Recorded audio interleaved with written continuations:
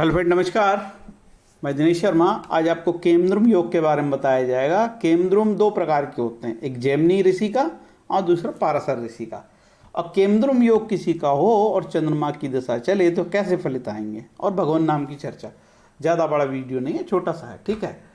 ये केमद्रुम योग है, ठीक है। इसको उदाहरण से बताऊंगा मैं।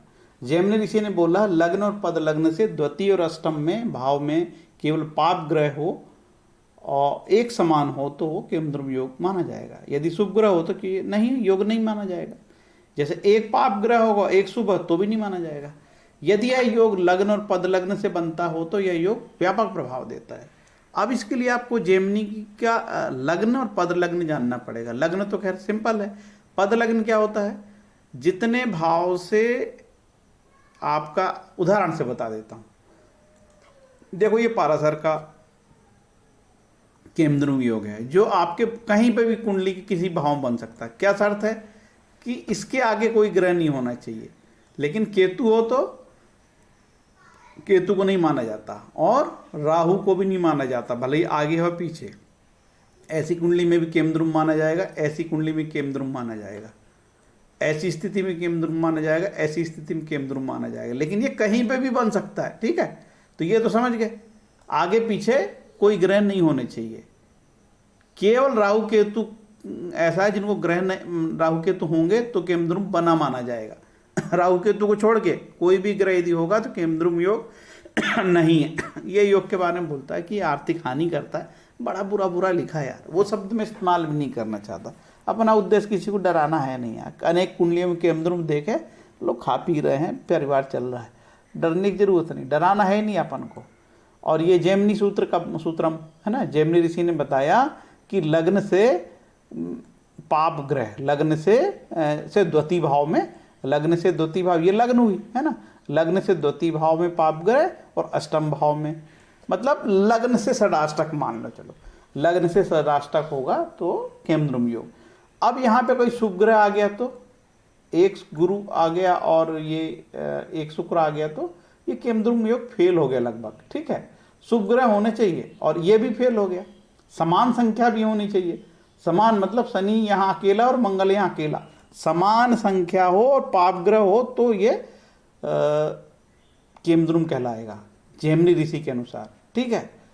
इसमें शायद बताने की और कोई जरूरत नहीं, आप समझ गए होंगे, ठीक है। अब ये बोलता है कि पद लग्न से, लग्न क्या होती है, पद लग्न क्या होती है। जैसे लग्नेश कहाँ गया, अब यहाँ पे मैं आपको बताऊँ, दूसरा टेवा खोल के बताता हूँ, तब पल्ले पड़ेगा यार, ऐसे पल्ले पड़ेगा नहीं आपको। ये देखो, अब यहाँ लग्नेश कौन हुआ, सूर्य। तो सूर्य जो है यहाँ पे आ गया, नीच का हो गया। अब यहाँ से तीन और गिनेंगे, 1 2 3, 1 2 3, तो ये पद लग्न क्या कहलाएगा, धनु राशि इसकी पद लग्न बनेगी और धनु राशि की कुंडली बनेगी। तो धनु राशि से षडाष्टक नहीं होना चाहिए, धनु लग्न से षडाष्टक नहीं होना चाहिए, इसको पद लग्न बोलते हैं। अब जैसे यहाँ पे सूर्य है आपका और इसके आगे एक और गिन लेंगे तो ये भी इसकी पद लग्न थर्ड हाउस हो गई, तो ये तुला राशि इसकी पद लग्न हो गई, ठीक है। आपको ऐसे समझना पड़ेगा। तो ये पद लग्न मैंने बताया, और इसी पाराशर का तो सरल है, बता दिए, उसमें समझ में आ गया होगा। अब ये देखते हैं इसमें कि भैया ये मेरा मोबाइल नंबर है यार, यदि कुंडली विश्लेषण के लिए ज़रूरत पड़े तो इस नंबर पर संपर्क कर सकते हो, ठीक है। अब अब क्या और बताना था, अभी मेरे को बताना था कि किसी की कुंडली में, चलो अब केमद्रुम है मान के चलो, एक तो ये बड़ा बकवास योग है और किसी कुंडली में इतना सटीक लगता है कि वो आदमी की आर्थिक स्थिति बहुत खराब कर देता है। और किसी किसी कुंडली में हम देख रहे हैं कि केमद्रुम योग है और उसकी चंद्रमा की दशा भी आई है, सब ठीक ठाक चला गया। तो केमद्रुम योग जीवन के किस हिस्से में फलित हो जाएगा ये कहना मुश्किल है, लेकिन ये तकलीफदेह योग, ठीक है। लेकिन इसके बारे में 100% नहीं कह सकते यार, ये बैठता ही है, ठीक है। अब चलते हैं, एक व्यक्ति की हमने कुंडली हमको मिली थी, तो हमने देखा कि इस व्यक्ति की चंद्रमा की दशा चली 20 दिसंबर 2014 से 20 दिसंबर 2024 तक। जब इस व्यक्ति से हमने पूछा कि भैया तुम्हारे जीवन में क्या क्या घटनाएं घटित हुई, तो वो बताया कि साहब जो है मेरे जीवन में इस चंद्रमा की दशा में मेरे पास कोई पैसे वैसे नहीं रहे, मेरी आर्थिक स्थिति कोई बहुत मजबूत नहीं रही ऐसे वक्त में, ठीक है, सामान्य स्थिति थी। देखो इसकी कुंडली में चंद्र योग है, ठीक है। और लग्न से लग्न से चंद्र योग उदय है। पद लग्न देखे तो पद लग्न से क्या बनेगी, अब चंद्रमा 10वें भाव में, लग्न से 10वें भाव में गया तो दशम से दशम ये हो गया। तो इससे भी मकर लगन से भी षडाष्टक नहीं है पाप ग्रह, तो इसकी कुंडली में जेमिनी से केमद्रुम योग नहीं है, लेकिन पारसर कुंडली से है और इसकी चंद्रमा की दशा सामान्य गई। और ये व्यक्ति की हालत अभी बहुत खराब है। फ़ोन किया था कि साहब मेरे पास सामान्य जीवन चलाने के लिए भी धन नहीं है, शादी हो गई, 2 बच्चे हैं, लड़का लड़की है, ठीक है। तो इसका मतलब इसकी कुंडली में केमद्रुम योग क्या फल दे रहा है, और चंद्रमा की दशा बड़ी आर्थिक परेशानी वाली गई, कुछ भी नहीं हुआ। अब मंगल की दशा आ गई, मंगल तो इस कुंडली में शुभ है, तो उम्मीद है इसको अच्छे फल देगा। लेकिन वर्तमान में भी इसके हालात जो हैं बहुत अच्छे नहीं हैं, लेकिन ये मंगल की दशा देगी इसको जरूर अच्छे फल, ये 100% सही है, क्योंकि मंगल इसकी कुंडली में योगकारी है और इसकी कुंडली में गुरु मंगल का बहुत बड़ा योग है, 9 में से 5 में इसको 10 में इसका फलित होगा, ठीक है। तो यहाँ तक बात पहुंची। अब आपको ये समझ में आ गया कि मैंने 2-3 प्रकार की बकवास कर ली। एक केमद्रुम योग हो गया, पारासर का हो गया, जेमिनी का हो गया, और केमद्रुम में चंद्रमा की दशा का बताया। हमने एक व्यक्ति की कुंडली देखे थे, उसकी कुंडली में केमद्रुम योग था, लेकिन उसकी चंद्रमा की दशा बहुत अच्छी गई थी। अब बोलोगे साहब जैसे ये कुंडली लगा ली, क्या केमद्रुम योग और लघु पारासरी का कोई संबंध है? तो शास्त्रीय किताबों में केमद्रुम योग लिखा है, ये नहीं बोला गया यार उसका चंद्रमा भाग्येश होगा, उच्च का होगा तो अच्छे फल देगा कि बुरे फल देगा। हो सकता है कि चंद्रमा उच्च का और केमद्रुम योग में शामिल हो, तो ऐसी कुंडली हमारे पास अभी आई नहीं है, इसलिए बोलते हैं कि ज्योतिष अनुसंधान का विषय है। एक कुंडली देखे उसकी भी केमद्रुम योग, तो भयंकर बढ़िया आदमी, रिच आदमी था वो। तो केमद्रुम योग पर पूरी 100% बात हम नहीं कह सकते, जब तक कि उसको जेमिनी से भी लगाओ, पारासरी से भी लगाओ, काफ़ी स्टडी करने के बाद भी कुछ बताया जा सकता है। और दशाओं पे अब कब फलेगा भाई, चंद्रमा से बनने वाला योग है तो चंद्रमा की दशा में फलेगा। चंद्रमा की किसी को केमद्रुम योग है और तो चंद्रमा की दशा उसके लिए रिस्की हो सकती है, चाहे वो बहुत बड़ा संपन्न पैसे वाला भी हो। केमद्रुम योग है, चंद्रमा की दशा है, और यदि केमद्रुम योग जेमिनी से भी है, लग्न और पद लग्न से भी है, तब तो दिक्कत हो सकती है। अभी ऐसी हमको कुंडली नहीं मिली है कि किसी की कुंडली में पारसर कुंडली में पारसर पद्धति से भी केमद्रुम योग है और जेमिनी पद्धति से भी केमद्रुम योग है, ऐसी कुंडली आई नहीं है। यदि आपके पास ऐसी कोई कुंडली हो तो आप मुझे इस नंबर पे सूचना दे सकते हो, ठीक है, और व्हाट्सएप में डाल सकते हो कि साहब इस कुंडली में पारासर से भी है और जेमिनी से भी है, और इस व्यक्ति को मैं जानता हूँ, तो हमारे रिसर्च के लिए काम आ जाएगी। आपसे मैं पैसे नहीं लूँगा, ठीक है, साफ साफ बता दिया। अब तीसरी पॉइंट थी कि यार हम भगवान नाम पे भी चर्चा करेंगे। यार अपना उद्देश्य यही है यार, पेट पल जाए दाल चटनी, ये बड़े महत्वपूर्ण शब्द भारत में, दाल चटनी। इसका ये मतलब होता है कि हम गरीब से गरीब परिस्थिति में जीवन यापन कर लेंगे, ये पॉजिटिव शब्द है, दाल चटनी, है ना। मतलब हम दाल चटनी चावल थोड़ा बहुत जैसा भी हमको मिलेगा, हम उस परिस्थिति में रह लेंगे, अपने जीवन को आगे बढ़ा लेंगे।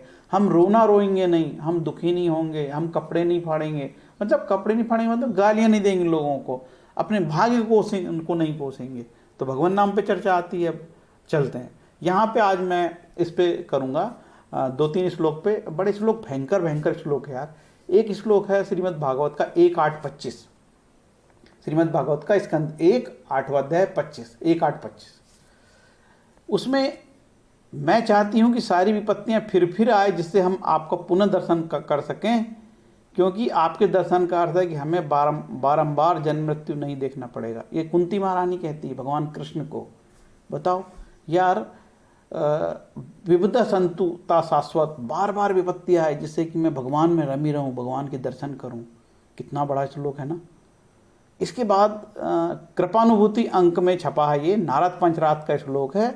देश त्यागो महान व्याधि विरोधो बंधुभु स धन हानिर अपमानम च मधुन अनुग्रह रक्षण। देश त्याग, महान रोग, बंधु बांधवों से विरोध, धन हानि और अपमान, ये मेरी कृपा के ही लक्षण। आप बोलोगे यार कितना अशुभ बात करता है ये एस्ट्रोलॉजर, और कितने अनशन इस लोग बता रहा है। बड़े गंभीर प्रवृत्ति के हैं।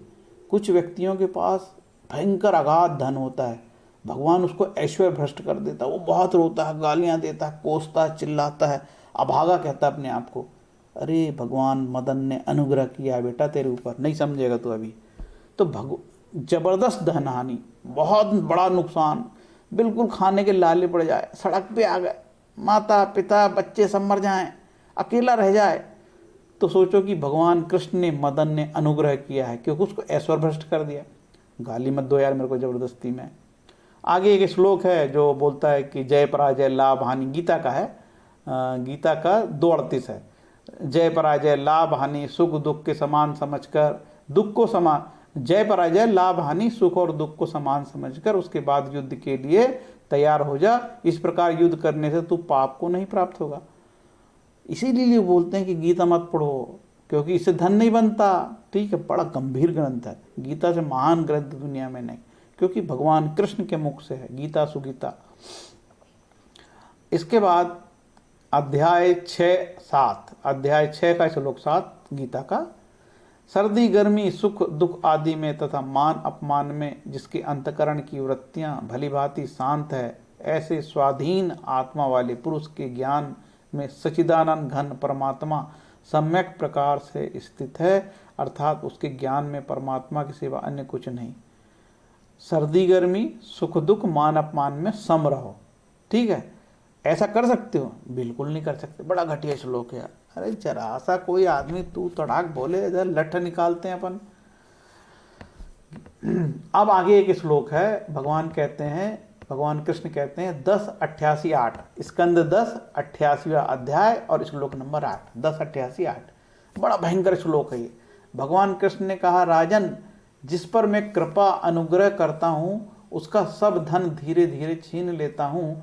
जब वह निर्धन हो जाता है तब उसके सगे संबंधी उसके दुखाकुल चित्त की परवाह न करके उसे छोड़ देते हैं। कभी भी आपको भागवतकार ऐसे श्लोक नहीं बताएगा। ठीक है भैया, वो तो मोटी फीस लेता है, ये चिकल्लस में वो नहीं पढ़ता, सीधे सीधे काम की बात करता है वो। इसके बाद 10 अध्याय 10 स्कंद 10 अध्याय 27 श्लोक नंबर 16, 10, 27, 16। जो ऐश्वर्य और धन संपत्ति के मद से अंधा हो जाता है वह यह नहीं देखता कि काल रूप परमेश्वर हाथ में दंड लेकर उसके सिर पर सवार है। मैं जिस पर अनुग्रह करना चाहता हूँ उसे ऐश्वर्य भ्रष्ट कर देता हूँ। आप बोलोगे यार कितनी खतरनाक श्लोक लेके आया दिनेश शर्मा ने, है भयंकर खतरनाक। ऐसी क्या भक्ति यार, ऐसी क्या भक्ति, ऐश्वर्य भ्रष्ट कर दोगे, हमारी सब प्रॉपर्टी ले लोगे, इसके बाद भगवान बोलते मैं तुमको तेरे ऊपर मदद कर रहा हूँ। हाँ, बड़ी अजीब बात है यार। आगे श्लोक है देवी मद भागवत का है, पंचम स्कंद अध्याय 4 श्लोक नंबर 37। ये श्लोक बड़ा विशेष है यार। उद्योग करने के बाद भी, मतलब बड़ी मेहनत करने के बाद भी, उद्योग करने के बाद भी सुख प्राप्त हो अथवा दुख, इन दोनों के विषय में किसी भी प्रकार की चिंता नहीं करनी चाहिए। दुख आने पर अपने से अधिक दुखी जनों को तथा सुख आने पर अधिक सुखी व्यक्तियों को देखना चाहिए। मतलब ये है कि जब आपको दुख आए, दुख आने पर अपने से अधिक दुख हो। जब आप पर दुख आए तो अस्पताल चले जाओ, किस किस की टांग टूटी है, बर्निंग वार्ड में चलाओ, और हड्डी वाले वार्ड में चले जाओ, एक्सीडेंटल वार्ड में चले जाओ। अरे इसकी तो टांग टूट गई, अरे इसको बोलते नहीं बन रहा है, अरे इसको तो दोनों प्लास्टर चढ़ा है। वैसे ही जब आपको सुख मिले, ठीक है, आप देखो कि जब आपको सुख आने पर अधिक सुखी व्यक्ति को देखना चाहिए। जब आपको सुख मिले और आपने और भी रिच व्यक्ति को देखोगे तो बोलोगे यार मेरा सुख तो कुछ नहीं है, अरे मैंने तो साइकिल लिया हूँ, एक व्यक्ति तो बड़ा हवाई जहाज में भी घूमता है। तो ये बड़ा कंपेयर है, बड़ा गंभीर किस्म का श्लोक है, समझना आसान नहीं है। ऊपर वाली बात समझ में आ गई। जब अपन को दुख मिले तो अपन रोते हैं, तो अपन को हॉस्पिटल जाओ यार मेरे से ज़्यादा दुखी है लोग। अभी आपने देखा बाढ़ आ रही, कई लोग तबाह हो जाएंगे बाढ़ में, ठीक है। और अभी आपने भूकंप देखा, भूकंप में कितना नुकसान हुआ है ना, अनेक देशों में आता रहता है भूकंप। उसी तरीके से अभी युद्ध हुआ, युद्ध में इजराइल और ईरान का युद्ध हुआ, कितने लोग मारे गए, गाजा में कितने लोग मारे जाते हैं, है ना। उसी तरीके से भारत पाकिस्तान युद्ध हुआ, कुछ लोग मारे गए भारत में भी पाकिस्तान में, तो जनहानि होती है, ठीक है। तो भैया दुख आने पर हमको अपने से ज़्यादा दुखी लोगों को देखना चाहिए, ठीक है। आगे श्लोक, ना ही ज्ञानेन सदस्यन पवित्र में विद्यते, ये श्लोक बड़ा है। इस श्लोक गीता का 4 आते। इस संसार में ज्ञान के समान पवित्र करने वाला निसंदेह कुछ भी नहीं है। उस ज्ञान को कितने ही काल से कर्मयोग के द्वारा शुद्ध अंतकरण मनुष्य अपने आप ही आत्मा में पा लेता है। भैया इसलिए ज्ञान, नॉलेज, कौन सा ज्ञान, अरे यूपीएससी वाला नहीं, प्रीलिम्स वाला नहीं, मेंस वाला नहीं, इंटरव्यू निकालने वाला ज्ञान नहीं, धन कमाने वाला ज्ञान नहीं, धन कमाने के 7 नुस्खे नहीं, शेयर मार्केट का ज्ञान नहीं, ईश्वर भक्ति का ज्ञान, ईश्वर को कैसे प्राप्त करो वो ज्ञान बोल रहा हूँ भैया। अब ये अगला जो श्लोक है गीता का अध्याय 6 श्लोक 40, ये श्लोक को स्वामी जी मतलब स्वामी विवेकानंद कोट करते थे। ना ही कल्याण कृत कश्चित दुर्गतिम तात गच्छति। श्री भगवान बोले, हे पार्थ, उस पुरुष का ना तो इस लोक में नाश होता ना परलोक में ही, क्योंकि हे प्यारे, आत्म उद्धार के लिए अर्थात भगवत प्राप्ति के लिए कर्म करने वाला कोई भी मनुष्य दुर्गति को प्राप्त नहीं होता। यदि आप लोक कल्याण के लिए, जन कल्याण के लिए, समाज सेवा के लिए कुछ भी काम करते हो तो भगवान आपके घर की ठेकेदारी ले लेगा, भगवान आपके बच्चों को भी पाल लेगा, पत्नी को भी रक्षा कर देगा, आपकी सब प्रकार की रक्षा करेगा। इसलिए जो लोग जन कल्याण के प्रति सोचते हैं, लोक कल्याण के प्रति सोचते हैं, उसके परिवार की रक्षा करने का भगवान ठेका ले लेता है। और ये भी कह रहे हैं कि जो व्यक्ति लोक कल्याणकारी बात सोचता है, करता है, करने की इच्छा रखता है, या बहुत कम धन होने के बाद भी 100 रुपये की कमाई है फिर भी 5 रुपये दान देने का कलेजा रखता है, ऐसे व्यक्ति की रक्षा करने के लिए इनका हमेशा कल्याण होता है। ऐसे लोगों का इनकी कभी दुर्गति नहीं होती। यदि आप बहुत पॉजिटिव आदमी हो, समाज सेवी, ईमानदार हो, भ्रष्टाचार का पैसा नहीं खाते हो, याद रखो भ्रष्टाचार का पैसा ही घर में कलह की जड़ है, और जिसके घर में है कभी सुखी नहीं रह सकती। दुनिया का कोई भी व्यक्ति भ्रष्टाचार का पैसा नहीं पचा सकता। ठीक, एक और श्लोक है इसमें अध्याय 6 का 35, उसमें 2 शब्द आए, अभ्यासेन और वैराग्य। अभ्यास से वैराग्य होता है। तो ये जो कॉम्पिटिटिव एग्जाम वाले लड़के हैं उनको हमेशा जीवन में अभ्यास करना चाहिए। अभ्यास से बड़ी बड़ी प्रतियोगिता परीक्षा पास कर सकते हो। ठीक है, ये श्लोक दुखे ये तो शायद हो गया है ये। अब इसके बाद मैं एक और बात कहना चाहता हूँ कि जीवन में प्रार्थना का बड़ा महत्व है। प्रार्थना जीवंत कैसे बने, भगवान नाम महिमा और प्रार्थना के गीता प्रेस ने निकाला, बहुत जोरदार अंक है। प्रार्थना जीवंत कैसे बने, ये किताब पंडित श्री राम शर्मा की है कि प्रार्थना करना चाहिए, प्रार्थना में बल होना चाहिए। ठीक है, अब प्रार्थना से मैंने इसको जोड़ा है। कबीरदास जी कहते हैं, चींटी के पग घुंघरू बाजे सो भी साहब सुनते हैं। मतलब भगवान यदि चींटी अपने पग में घुंघरू बांध ले, अब छोटी सी चींटी कितना सा घुंघरू होगा, और वो उतना सा भी बजे तो भगवान ईश्वरी सुनते हैं, तो क्या भगवान आपकी ईश्वरी प्रार्थना नहीं सुनेंगे? इसीलिए तो ये गीता प्रेस ने भगवान नाम महिमा और प्रार्थनांक निकाली है, किताब लिखा है प्रार्थना जीवन कैसे बने। ओशो ने लिखा है प्रार्थना के बीज, किताब लिखा है। ठीक है, तो ईश्वरी प्रार्थना में बहुत बड़ा है। कितना भी कष्ट हो ईश्वरी प्रार्थना करो भैया। ये टोटके फोटके से भागो यार। ठीक है, जैसे दिमाग घुमा दिए ना आपको लाल किताब और दुनिया भर के एस्ट्रोलॉजरों ने कि ये करना और ये नहीं करना है ना, टोटके से कुछ नहीं होने वाला है। टोटकेबाज मत बनो, वैज्ञानिक दृष्टिकोण अपनाओ और शुद्ध आध्यात्मिक बन जाओ। लोक कल्याणकारी सोच रखो तो आपका भला होगा। ठीक है, और संतोष रखो। विष्णु सहस्त्र नाम का पाठ प्रार्थना के लिए सबसे अच्छा उपाय है। ये कोड नंबर 18-1801 ये सबसे बेहतरीन है। आगे आपको एक दिन पहले मैंने बताया था भाव को भाई कैसे ही भाव से लो यार, भगवान का नाम लो भला होगा, लेकिन अच्छे भाव से लेना चाहिए। आगे श्लोक है, आगे दोहा मिलता है। और ये श्रीमद् भागवत का अध्याय स्कंद 6 अध्याय 2 14-15वां श्लोक भी कहता है कि बड़े बड़े महात्मा पुरुष यह बात जानते हैं कि संकेत में किसी दूसरे अभिप्राय से, परिहास में, तान अलापने में अथवा किसी की अवहेलना करने में यदि कोई भगवान के नामों का उच्चारण करता तो उसके सारे पाप नष्ट हो जाते हैं। जो मनुष्य गिरते समय, पैर फिसलते समय, अंग भंग होते समय और सांप के डसते, आग में जलते, चोट लगते समय भी विवस्था से हरि हरि कहकर भगवान के नाम का उच्चारण कर लेता है, वह यम यातना का पात्र नहीं रह जाता।